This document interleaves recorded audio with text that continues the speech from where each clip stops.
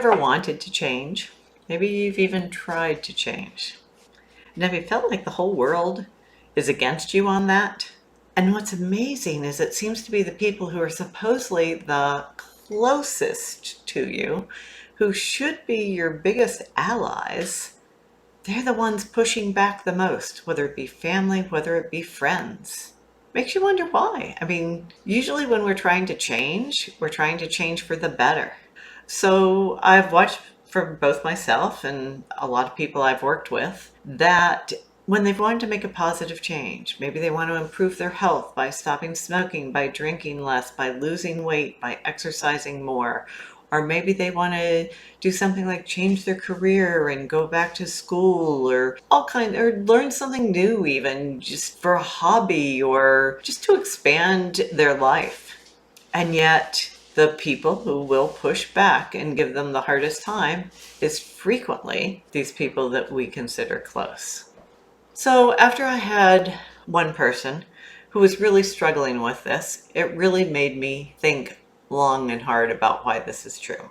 So she was in her 50s and she had an MBA, a Master's in Business Administration, worked in corporate America very successfully, and decided she wanted to go back and get a Master's in social work and pursue different paths. It's tough to decide to go back to school, whether you left school at 18 and you're trying to go back at 23, or you go back in your 30s, your 40s, your 50s, anytime you go back to school after a break, it is tough to go back to school. What she ran into was the classic line that people, especially the older they get and decide to go back to school, is, why would you want to do that? Do you realize how old you will be when you finish?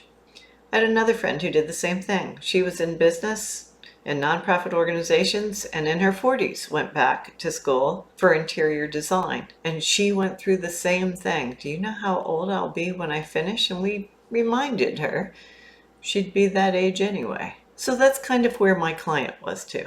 She's going to turn that age anyway. How about if she looks back and how successfully she had spent the years prior?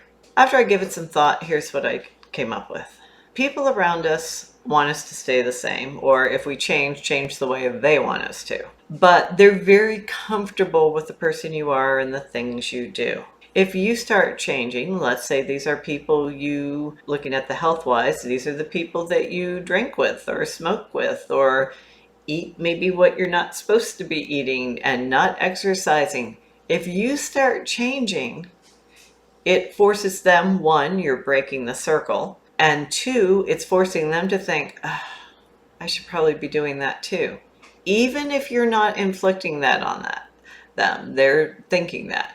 And the same thing if you make a decision to change your career or become, knowledgeable in something or go back and get a degree, it forces people around you to go, wow, if he or she is doing that, maybe I should be looking at my life differently, and what am I not doing? My recommendation would be, if you do decide to make a significant change for the positive, is before you go too far out in it, think about who truly are going to be your supporters, who are going to be your cheerleaders, who are not going to try to hold you in place or worse yet, take you backwards. At one point, I had a group that I called my team of angels, and each one of them was responsible for helping me in a particular way through changes I was trying to make. So look for who your real allies will be, your real supporters. They may be people you don't actually know or know that well. And go ahead and make the change. Great talking with you.